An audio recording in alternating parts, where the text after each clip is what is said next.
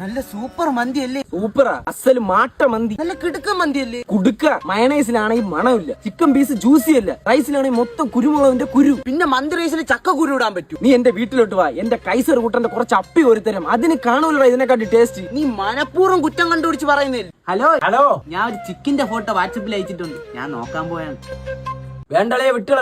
എന്തുറ്റി? അവക്ക് മുഖക്കുരു ഉണ്ട്. മുഖക്കുരു അല്ലേ, മൂലക്കുരു ഒന്നും അല്ലല്ലോ. അതുപോലെ അവക്ക് മുടിയുണ്ട്. മുടിയല്ലേ, താടിയൊന്നും അല്ലല്ലോ. സൂക്ഷിച്ച് നോക്ക്, അവക്ക് താടിയുണ്ട്, മീശയുണ്ട്. പിന്നെ വേണ്ട വിട്. ഞാൻ ഈ ഫോട്ടോ സ്റ്റോറി ഇട്ടാല. എവിടെ? കൊള്ളില്ല. ഫോട്ടോക്ക് ജീവയില്ലടാ. ഗർഭപാത്രത്തിൽ നിന്ന് വന്നൊന്നുമല്ല ജീവൻ ഉണ്ടാവേ, ഫോണിൽ എടുത്തതാണ്. നിനക്ക് നമ്മൾ തമ്പാനൂർ പാലത്തിന്റെ അടിയിൽ രാത്രി നിൽക്കുന്ന സാവിത്രിയൊക്കെ അറിയാം. ആ അക്കനെ മനസ്സിൽ വിചാരിച്ചിട്ട് ആ ഫോട്ടോ ഒന്നുകൂടെ നോക്ക്. ഇടുന്നില്ലേ? നിങ്ങളുടെ ഒരു ഉളുപ്പില്ലാതെ എല്ലാത്തിനും ഇങ്ങനെ കുറ്റം പറയാൻ പറ്റണേ.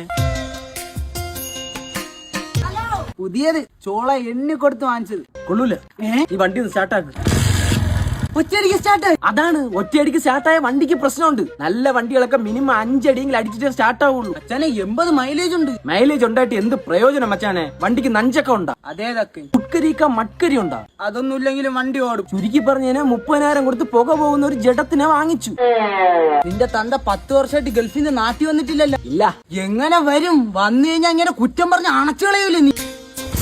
വീട്ടില് നടന്നു പോടാ കുറ്റേശേ.